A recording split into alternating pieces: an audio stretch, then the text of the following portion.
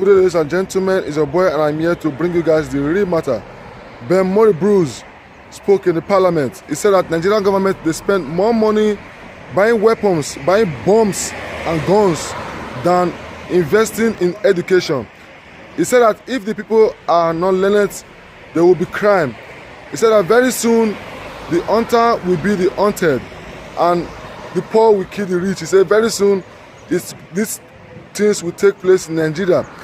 He said that people are saying that there will soon be a revolution in Nigeria. He said the revolution is already taking place. I want you to watch this video and see it for yourself. Thank you very much. President, my name is Ben Mori Bruce, representing Bayelsa East. Senator Tazi, this is a very, very important motion, probably one of the most important motions ever read on the floor of the Senate. It is important because we're at a position where the hunted are now killing the hunters, and the hungry are now killing the well-fed, and the poor are now killing the rich. And this is what we've been talking about for a long time. We're a nation of 200 million, maybe. I don't think Nigerians even know the true population of Nigeria. We're not paying attention to the most important part of Nigeria. And let me explain. For our people to be unemployed, to be employed, the economy has to grow at 15% for about 30 years to employ every Nigerian living today.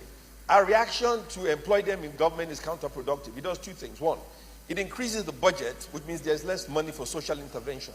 Successive governments in Nigeria have run away from the fundamental issues affecting Nigeria. One, what are population control policies? Does anybody care how many children we have? Does anybody care how many children we ought to have? How many children make up an economy that is truly functional? Nobody cares. So we all talk about the issue, but we avoid what is truly important: population control policies. Now, we don't have to be as draconian as China, where they have a one-child policy, but a one-child policy in China helps stabilize the Chinese economy, and they can grow at 7, 8, 9%. Muslims and Christians will criticize me for my position, but unless this government and all governments have a population control policy, one, we cannot solve the problem. Two, we must spend more money on education. Right now, we have a choice. We either buy books or we buy bombs. We either buy books or we buy bullets. We are buying more bullets, 4 times more bullets than we are buying books. If we don't educate our people, we have to kill them. If you don't kill them, they'll kill you. So you have a choice. Educate them or get killed or kill them. A policy of having a great military, great police force, policing the rich with barbed wire, fence house and bulletproof cars is not the solution to grow the Nigerian economy. To grow the economy and to provide jobs, we must have fewer people. When I was in university, my professor asked us a question. He said, are the Jews the chosen people? Everybody in the class, I was 18 years old, was quiet. He said, are the Jews the chosen people? And he said, let us analyze that question. They said the average Jewish family has 1.5 children per family. The average education of a Jew is maybe a master's degree. But what do we have? What is the average education of a Nigerian?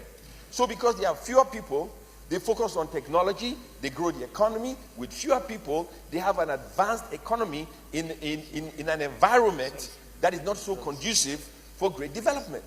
But we think having babies is equivalent to wealth, is equivalent to success, is equivalent to development, is counterproductive. We analyzed that situation. And here we are today. We are making babies.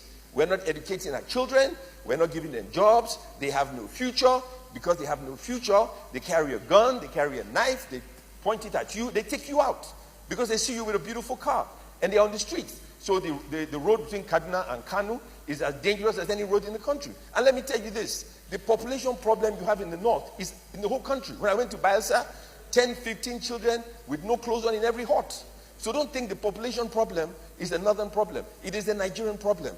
200 million people with no jobs, 20 million kids out of school cannot solve our problem. We are faced with a revolution that is here. Don't talk about the revolution coming.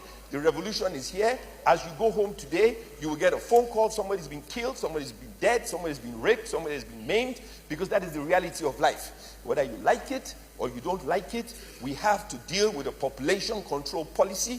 Muslims and Christians and atheists and whatever you call yourself, do not run away from the subject. I know President Babangida was the only president in the history of Nigeria who tried to deal with this issue by saying, yeah, you should have 4 children per family. You can have 10, 20, 30, that is fine. But as long as you have 20 children, 50 children, be ready to educate them, give them a job, give them hope. If you don't, we have no choice. And one of you or all of us will be faced with a firing squad very soon. Thank you very much.